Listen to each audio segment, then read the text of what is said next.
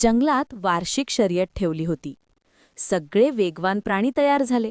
ससा, हरीण, माकड. गोलू पण नाव लिहायला उभा राहिला. तेव्हा सगळे हसू लागले.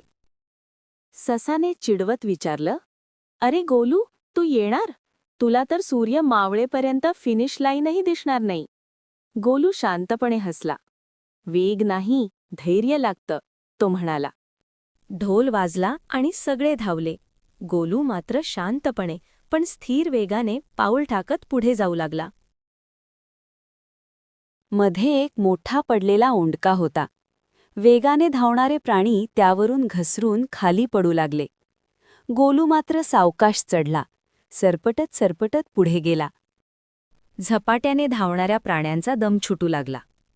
गोलू मात्र न थकता न घाबरता चालत राहिला. सगळे थबकल्यावर गोलू पुढे गेला आणि फिनिश लाईन ओलांडली. जंगलात टाळ्यांचा कडकडाट झाला. ससाही लाजत म्हणाला, "आज मला कळलं, सातत्य वेगापेक्षा मोठं असतं." गोलू हसत म्हणाला, "हळू का होईना पण हार मानली नाही की जिंकणं नक्की."